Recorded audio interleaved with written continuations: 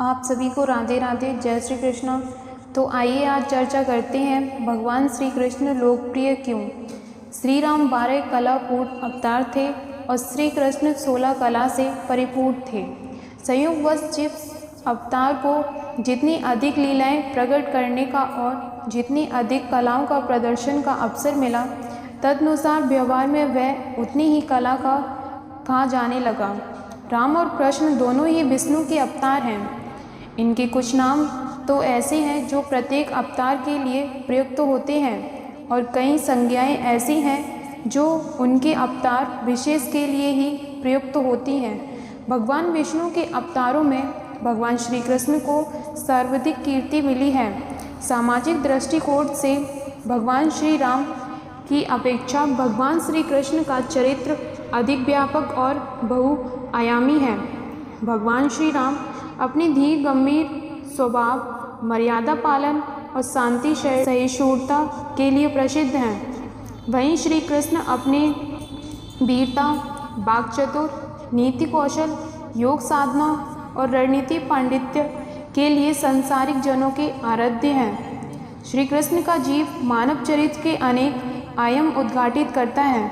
उनकी बाल लीला, किशोर चरित्र, राजनीति, युद्ध नीति और योग अध्यात्म में पारंगत बड़े बड़े संत, महात्माओं और दिग्गज विद्वानों का पथ प्रदर्शन करती है।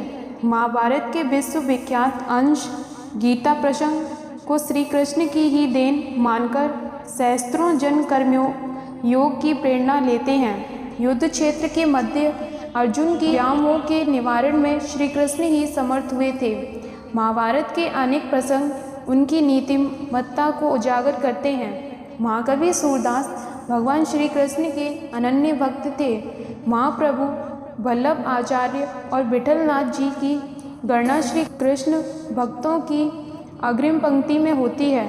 राजस्थान की रानी मीराबाई अपनी अनन्य कृष्ण भक्ति के कारण ही विश्व प्रसिद्ध हुई थीं। भगवान श्री कृष्ण भारतीय संस्कृति के महान दार्शनिक और राजनीतिज्ञ थे। उनके चरित्र का वर्णन अनेक ग्रंथों में अनेक रूपों में आया है। उनके विचार बड़े दार्शनिक थे। उन्होंने सदैव न्याय का पक्ष लिया और संभवतः इसी कारण उन्होंने पांडवों का साथ दिया था। श्री कृष्ण ने अपने पार्थिव शरीर को इस संसार में बचा रखने की इच्छा नहीं की। इससे उन्होंने यह बताया कि इस मनुष्य शरीर से मोह न करना ही आत्मनिष्ठ पुरुषों के लिए आदर्श है। श्री कृष्ण गोपालक थे और हर प्राणी से स्नेह रखते थे। वे राजनीतिज्ञ ही नहीं, दुराग्रही भी थे। यही उनकी लोकप्रियता का कारण है।